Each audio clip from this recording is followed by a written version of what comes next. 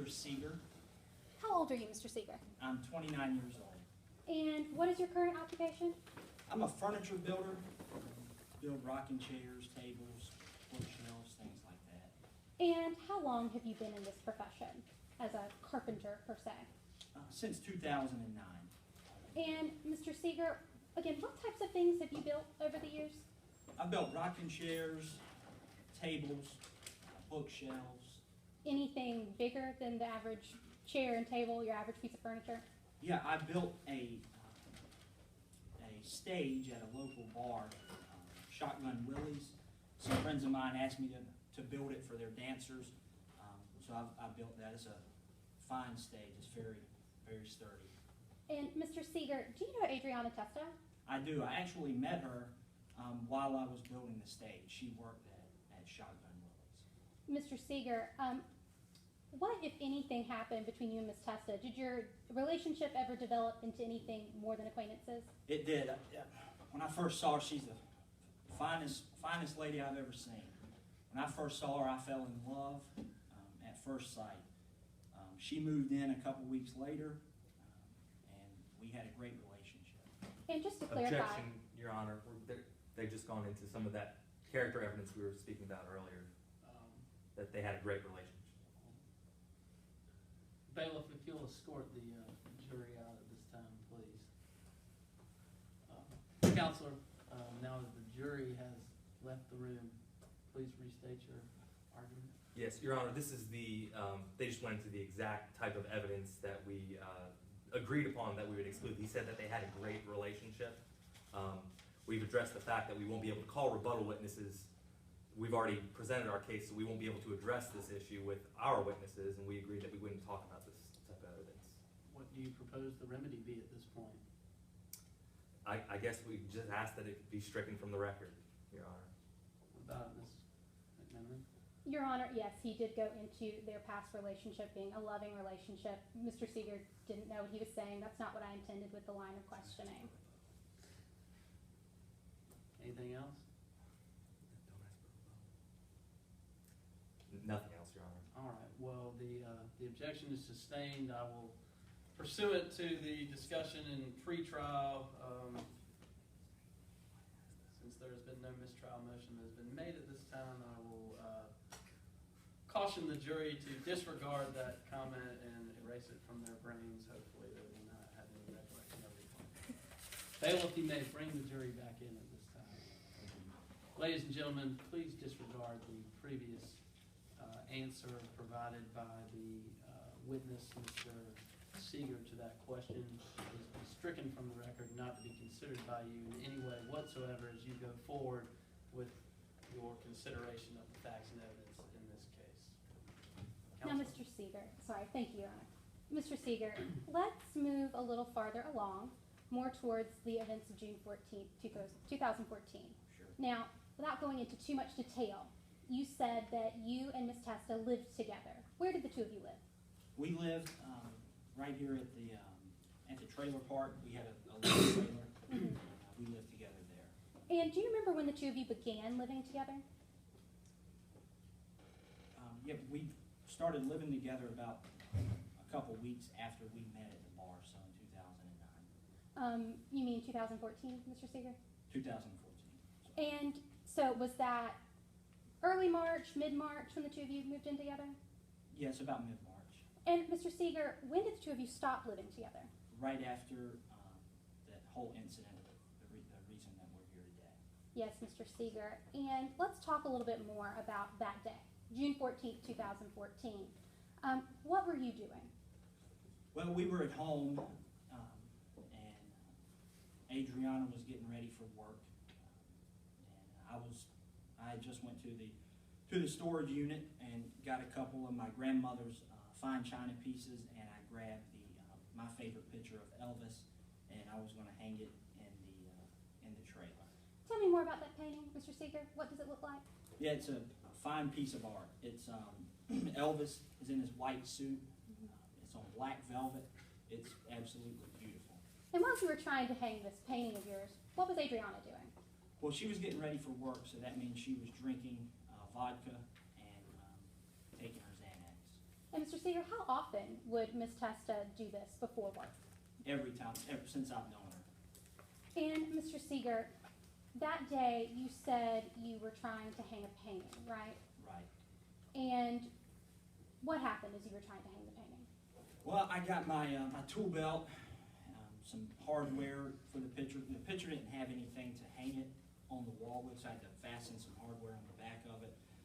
And I was marking where I was going to hang the picture when Adriana just, she didn't like the picture in the first place, I guess. She started screaming that it's an ugly picture, and she didn't want it to be hung up in the room. What did Ms. Testa do, Mr. Seeger? What did she say? She said it's the ugliest damn picture she'd ever seen. And was there anything else that she threatened to do? Yeah, she said she told me that if I hung that picture up, she was going to call the cops and tell them I was beating her. And Mr. Seeger, what did you do after she said this? What did you do with the painting? I don't remember. What were you trying to do with it? I was trying to hang. I was marking the spot on the wall to hang the picture. And after Ms. Testa freaked out when you were trying to hang the painting, what did she do then? She started spitting on me. She started grabbing me, and I held the painting over my head so she couldn't get to it. I didn't want her to damage the painting. But what else, Mr. Seeger? What did she do after she freaked out over the painting? She started screaming, "Stop hitting me! Stop hitting me!" And Where did she go, Mr. Seeger? She left the trailer. Then she took off running. I hate to see her like that, so I took off after her to try to calm her down. And Mr. Seeger, as you followed behind Ms. Testa, running through the streets that night, what happened? She fell a couple times. That's what I was afraid would happen. I mean, she had been drinking vodka. She was pretty drunk, and she fell a couple times. I had bad knees, so I couldn't keep up with her. She was running pretty quick, and she fell a couple times. Eventually, I just felt like I was doing more harm than good chasing after her. So I went back to the trailer and hid from her because she was in a maddened state. And Mr. Seeger, when you arrived at the trailer, what happened after that? The police showed up, and Adriana was put into an ambulance. And about how long was it after you arrived back home that the police arrived with Adriana? Not long at all. And Mr. Seeger, when Adriana arrived back at the trailer, what, if anything, did you notice about her physical state? She had blood all over, blood on her hands and her knees and her head. And what was the blood from her head from? Probably from when she fell. I mean, she was falling pretty hard. And Mr. Seeger, but before Adriana fled the home that night, what condition was she in then? She was, well, other than being drunk, she wasn't bleeding. She was fine. So, Mr. Seeger, what about Adriana's injuries? What happened in regards to those that night? What did she do? She went to the hospital, I think. She got in an ambulance. And when Adriana left in the ambulance, what did you do? I talked to the police. They wanted to ask me some questions, so I had nothing to hide. So I told them everything that I knew, told them everything that happened. And where did you tell them about what happened that night? We talked a little bit at the trailer, but then we went to the police station. And what else happened while you were at the police station? They wanted to search the trailer, so I told them to go ahead and search it. They went and searched it. And why did you say that, Mr. Seeger? Like I said before, I have nothing to hide. I love Adriana. I hate to see her like that. So I was just trying to help. And Mr. Seeger, how long did that search of your home take? Probably about 3 hours. And what, if anything, did the police find when they searched your home? Well, they found the Elvis picture. They found the picture hangers that I was going to use. They found the hammer, and I think that's pretty much about it. And Mr. Seeger, sorry, the picture hangers and screws. If I showed you a photograph of those items, would you recognize them? Yes. One moment. Showing opposing counsel what has previously been marked as Exhibit 5. Permission to approach the witness, Your Honor. Yes, ma'am. Mr. Seeger, I am now handing you what has previously been marked as Exhibit 5 for identification. Do you recognize this document? I do. It's the hangers and screws that I was going to put on the back of the Elvis picture, to hang it on the wall. And Seeger, what else did you say? What other kind of tool did you say the police found that night besides these picture hangers and screws? They found the hammer that I was using, and they also found some picture hangers. And so, Mr. Seeger, if they found screws and a hammer, why would you need those two items? Well, like I said, the screws were, I was putting those on the back of the Elvis picture. It didn't have anything to hang it on the wall with, so I needed those. And then the hammer, I mean, I'm a carpenter, so when I grabbed my tool belt, the hammer was there, and I just grabbed it, and I was going to mark with the little claw in the back where to hang it on the wall. So, Mr. Seeger, why didn't the police find a drill or nails that night? I don't know. I mean, they were there for 3 hours. They went through the place. Well, did you have those items? Yes. Okay, Mr. Seeger, and looking back at those picture hangers and screws, tell me, what amount of blood is on those items? There's no blood on these items at all. Thank you, Mr. Seeger. Now, the other item you said the police found was the Elvis Presley painting on black velvet. If I showed you a photo of that, would you be able to recognize it? Yes, of course. One moment. Oh, permission to retrieve from the jury. Mr. Seeger, this is Exhibit 6, which has already been entered into evidence. Do you recognize it? Fine piece of art. Yes, Mr. Seeger. And tell me, what were you doing with this painting that night? I was trying to hang it up, and I had just gotten it out of the storage unit, and I'd forgotten how beautiful it was, and I wanted to put it up in the trailer. And Mr. Seeger, this painting, tell me, what amount of blood is on the painting? There's no blood on this painting at all. Thank you, Mr. Seeger. Now, I'd like to ask you about one other item that the police retrieved from your home that night. You said you were using a hammer. Would you recognize that hammer if I showed it to you? Yes, I would. Permission to retrieve from evidence, Your Honor. And permission to purchase witness. Mr. Seeger, I'm now handing you what has been entered into evidence as Exhibit 4. Do you recognize this item? That's the hammer that I was using that day. Mr. Seeger, you heard Adriana Testa state that you hit her with this hammer. Tell me, is there any amount of blood on that hammer? There's no blood on the hammer. And that night, Mr. Seeger, when you walked out to talk to the police, were you injured in any way? No, I wasn't. And Mr. Seeger, did you notice any blood or bleeding? On myself? Yes, Mr. Seeger, on yourself. I had no blood. And did you notice any blood on your clothing? I had no blood on my clothing. Thank you, Mr. Seeger. Permission to publish the exhibits to the jury, Your Honor.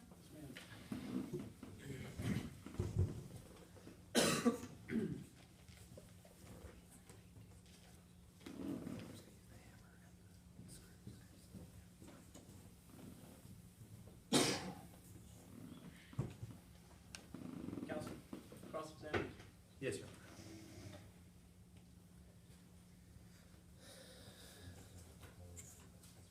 Mr. Seeger, on the night of June 14th, 2014, you had a hammer in your hand, correct? I did. And this is that hammer, correct? That's it. And you had this hammer in your hand because you were hanging that painting, correct? I was hanging the painting up. I was hanging it. And you had some other equipment that you were using to hang the painting as well, correct? I did. And these are the items that you were using to hang the painting, Yes. correct? This is all the items, correct?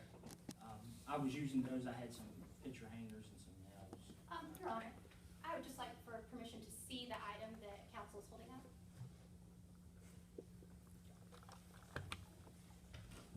Now, in this picture, there are no nails, correct? There are no nails in that picture. There are only screws, correct? Correct. But on the night of June 14th, 2014, you didn't have a screwdriver in your hand, did you? No, because I had, see, those are the picture hangers. They have to be screwed into the back of the Elvis photo. And then, once they're screwed in, then I can I can hang it up on the wall, put the nails in the wall and hang it up. So I was just marking the wall where I was going to put it before I put the hangers on the back of the picture, so I had to hammer it. Just to answer my question, on the night of June 14th, 2014, you had a hammer in your hand and not a screwdriver, correct? Correct. And you had that hammer in your hand as Adriana was running down the street, correct? Yes, that's correct. And you had that hammer in your hand as you were chasing it off after her down the street, correct? Right, yeah, she, like I said, she was emotional, and I hate to see her like that, So when she took off running, that the only thing I could think of was go after and help her. So I didn't think to put the hammer away. I mean, I had everything that was in my hand, I just took with me. You mentioned that you were chasing off after her so that you could help her. Right. But you would agree with me that you wouldn't need a hammer to help her, correct? Right, I wouldn't, but, I mean, a hammer wouldn't do anything to help her. Like I said, you know, she's the finest girl I've ever seen. So I was just trying to help her. I didn't want her to get hurt. Now, you say that you were trying to help her, you know, you had the hammer in your hand, but you never called for help, did you? You never yelled for the neighbor to call the police, did you? I don't remember, if I did or not. My focus was on helping her, and it was just, in my mind at the time, I just thought, let me, you know, stop her from running around because she's falling all over the place. And though your focus was on helping her, you never called the police yourself. Well, no, as soon as I got back to the, well, I didn't have a cell phone on me, so I couldn't call them while I was running. And then as soon as I got back to the trailer, the police were there within minutes, so somebody else called the cops. Now, at some point, you stopped chasing Adriana, correct? Right, And at that point, you went and hid, correct? right, I hid from her, I didn't, when she's in a state like that, I didn't want, I wanted to help her, but at that time, I realized I was doing more harm than good, just trying to stop her from running. So I just got away from the situation and hid from her. And when you went to go hide inside your trailer, you took that hammer with you, correct? I did. And at that point, you were the only person in that trailer, correct? Like I said, as soon as I got to the trailer, the cops showed up almost immediately. But there was a period of time where you were in the trailer with the hammer and nobody else to observe what you did, correct? While you were in there. Sure, like a split second. Thank you. No further questions. Read, Rick?